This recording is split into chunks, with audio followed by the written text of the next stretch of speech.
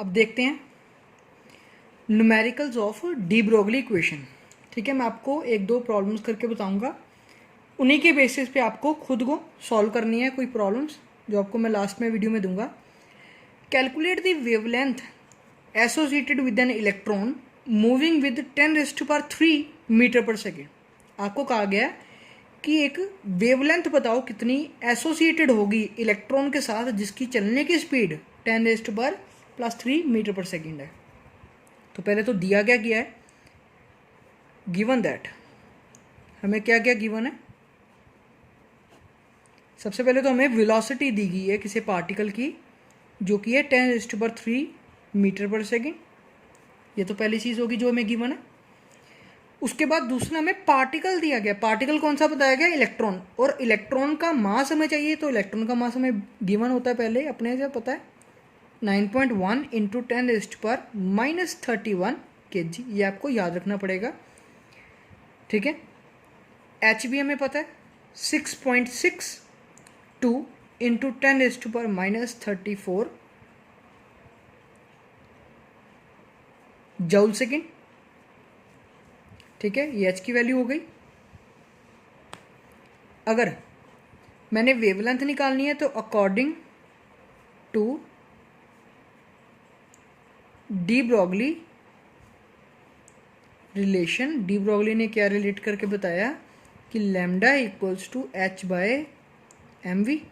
तो h की value 6.62 × 10⁻³ नीचे आ जाएगा मास आ जाएगा 9.1 × 10⁻31। वेलोसिटी आ जाएगी 10⁻³ अगर मैं इनको कैलकुलेट करूं तो कैलकुलेट करने पर मैं पहले तो सेपरेट कर दूं टर्म 6.62 / 9.1 10⁻34 10⁻31 एंड 10⁻3। ठीक है, मैंने 10 की पावर वाली टर्म सारी अलग कर ली और ये टर्म्स अलग। अगर मैं इनको सॉल्व करके आंसर लिखूं तो मेरा आंसर आ जाएगा 7.25 × 10⁻⁻7 मीटर। ये आ गई मेरी वेवलेंथ। ठीक है, इस तरह से हम वेवलेंथ कैलकुलेट कर सकते हैं किसी भी पार्टिकल की। दूसरे क्वेश्चन में आपको एक और बता रहा हूं। Calculate the momentum of the particle which has A de Broglie wavelength of 1 angstrom. ये क्या चीज़ है? इसको बोलते हैं एंगस्ट्रॉम।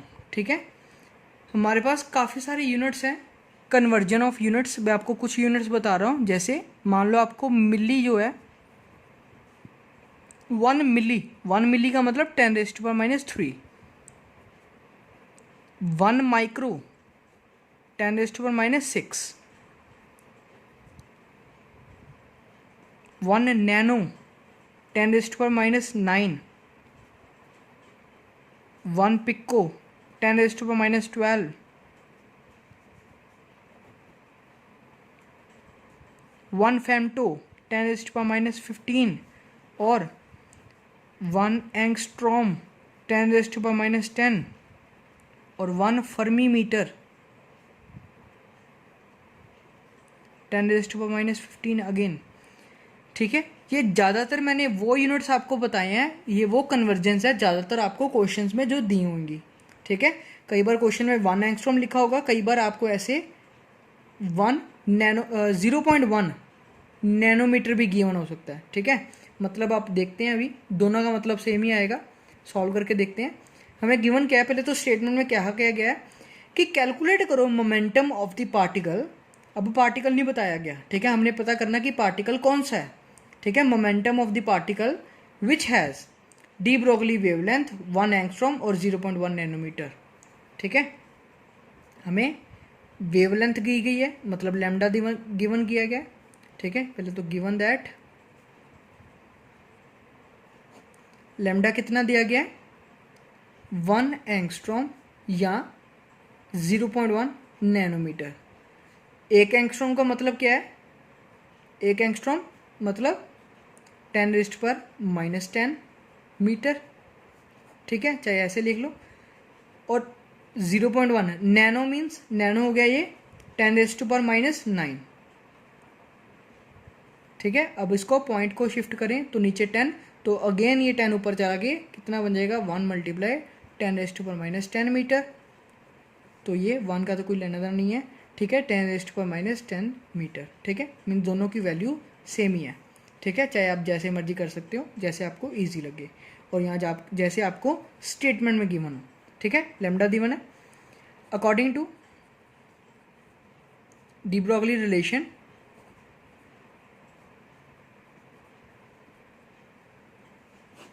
डी ब्रोगली रिलेशन क्या है कि लैम्डा इक्वल्स टू h/mv या h/p, ठीक है। आपको पहले भी बताया था कि mass multiply velocity is called momentum, so मैं से इसको p लिख सकता हूँ, मोमेंटम भी लिख सकता हूँ, ठीक है। अब मैंने मोमेंटम को कैलकुलेट करना है, तो मैं p को इस साइड शिफ्ट कर रहा हूँ, तो मेरा आ जाएगा h/λ। h की वैल्यू कितनी है 6.62 × 10⁻⁻34, नीचे लैम्डा की वैल्यू कितनी आई मेरी 10⁻⁻10 मीटर, तो ये ऊपर जाके माइनस हो जाएगा, तो कितना आंसर आ गया 6.62 × 10⁻⁻24, ठीक है, -24 kg/s। इस तरह से हम कैलकुलेट कर सकते हैं मोमेंटम को, ठीक है। ज़्यादातर आपको इन दोनों के तरह के क्वेश्चंस ही पेपर में मिल सकते हैं, चाहे तो आपको मोमेंटम कहा जा सकता है कैलकुलेट करने में, या आपको वेवलेंथ, ठीक है। इसी तरह से आपको एक और तरह की प्रॉब्लम्स भी दी जा सकती हैं जिसमें आपको यूज़ होगा बार बार काइनेटिक एनर्जी का, ठीक है। थोड़ा सा आपको बता रहा हूँ कि अगर काइनेटिक एनर्जी का रिलेशन यूज़ करना हो तो हम यूज़ कर सकते हैं 12mv², ठीक है। तो इससे क्या करेंगे, ज़्यादातर हमें काइनेटिक एनर्जी या तो गिवन होगी या कैलकुलेट करने के लिए बताया जाएगा, तो उसको लिए हम क्या करेंगे, मैं 2 को इस साइड शिफ्ट करूँगा, मास मल्टीप्लाई वेलोसिटी स्क्वायर, तो इससे क्या हो जाएगा मेरा, ये वेलोसिटी की वैल्यू मैं इससे कैलकुलेट कर सकता हूँ, ठीक है। मेरी वेलोसिटी की वैल्यू कितनी आ जाएगी 2 टाइम्स काइनेटिक एनर्जी बाय नीचे m √, ठीक है। इस वेलोसिटी की वैल्यू को अगर मैं काइनेटिक एनर्जी की टर्म में दिया गया हो तो lambda equals to h/mv, v की जगह पर मैं काइनेटिक एनर्जी की ये वैल्यू यहाँ से पुट कर सकता हूँ, तो मेरा in terms of kinetic energy भी रिलेशन आ जाएगा।